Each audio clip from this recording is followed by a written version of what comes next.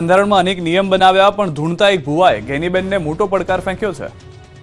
કદાચ ડીજે વાળાનું ડીજે બંધ રાખું તો તેનું માતાના કૌલા ભાઈ કદાચ ડીજે વાળાનું ડીજે બંધ રાખું તો તેનું માતાના કૌલા ભાઈ। બનાસકાંઠા જિલ્લામાં ભુવાનો એક વિડીયો સોશિયલ મીડિયામાં ઘણો જ વાયરલ થઈ રહ્યો છે। વિડીયોમાં ગેનીબેન ઠાકોરના લગ્ન પ્રસંગે ડીજે અને ખર્ચાળ ભોજન બંધ રાખવાના નિર્ણયનો ભુવો ઉલ્લેખ કરે છે।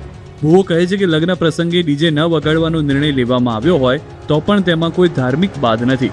તેઓ સ્પષ્ટ શબ્દોમાં બોલી રહ્યા છે કે માતાજીના ધાર્મિક પ્રસંગો ખાસ કરીને ચૈત્ર અને વૈશાખ માસની બીજના અવસરે ડીજે વાગશે।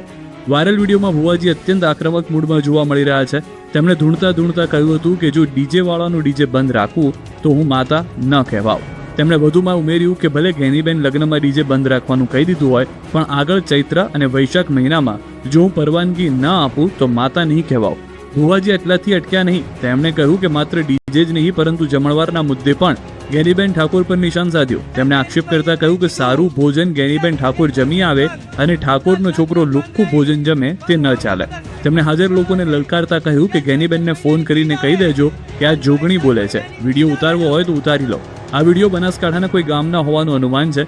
એક તરફ ગેનીબેન ઠાકોર સમાજમાં કુરિવાજો અને દેખાદેખીના ખર્ચ ઘટાડવા માટે ડીજે અને મોટા જમણવાર બંધ કરવાની ઝુંબેશ ચલાવી રહ્યા છે, ત્યારે બીજી તરફ ભુવાજીના આ નિવેદનને સમાજમાં નવી ચર્ચા જગાવી દીધી છે।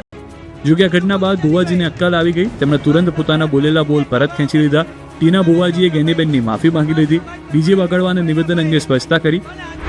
રાતે હું રમેલમાં ગયો અને માસી તોડતે બોલે ગયું એટલી મેં સમાજને એવું કીધું કે ચૈત્ર મહિના ડીજે વાગશે એમ બોલાઈ ગયું અને પબ્લિકને એવું થઈ ગયું કે વૈશાખ મહિનાથી વાગશે એવું ગણાઈ ગયું છે। પણ બે હાથ જોડી માફી માગું છું અને મારા સમાજમાં જે તે મારા ગામના જે સમાજમાં મને જે દર્દ સમાજ કરે એ કરવા હું તૈયાર છું। અને જેની કોઈ વિશે બે શબ્દ બોલી ગયા હોય તો